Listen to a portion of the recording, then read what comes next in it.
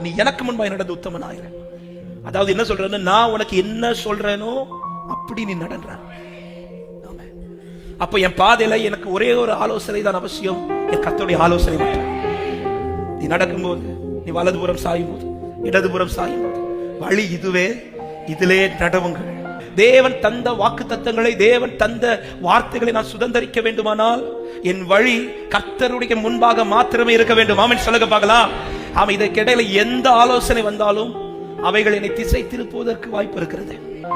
யோசுவாட்ட இப்ப வந்து சொல்றாரு, சுதந்தரிக்க போகிற யோசுவா, கர்த்தர் எல்லாவற்றையும் கையில கொடுக்க போடுகிற யோசுவா, பங்கிட போகிற யோசுவாட்ட வந்து சொல்றாரு, ஆமா, என் கற்பனைக்கு, என் நியாய பிரமாணத்துக்கு முன்பாக அதுல மட்டும் நீ கவனமா இருந்து வலதுபுறம் இடதுபுறம் சாயாம நான் சொல்றபடி நட. இதுவரை மோசே சொன்னபடி நீ நடந்த, இதுவரை சில நாட்கள் உன் இஷ்டப்படி நடந்த.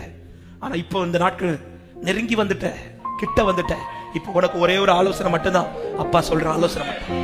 வருஷம் மரித்து போனது, மோசே மரித்து போன உண்மைதான், சொன்ன வார்த்தை இன்னும் சாகவில்லை. எத்தனை பேர் விசுவாசிக்கிறீங்க? என் வார்த்தை இன்னும் என் வாழ்க்கையில் உயிரோட தான் இருந்துட்டு இருக்குது சொல்றவங்க கரத்தை உயர்த்தி ஆமென் சொல்லுங்க பார்க்கலாம். இந்த பிரச்சனையில நீ மூழ்கிருவேன் நினைச்சு நீ கலங்காத. பிரச்சனை வந்தாலும் நீ பலம் கொண்டு திடமனதாயிரு. கர்த்தர் கொடுப்பேன் என்று சொன்னதை கொடுப்பார்.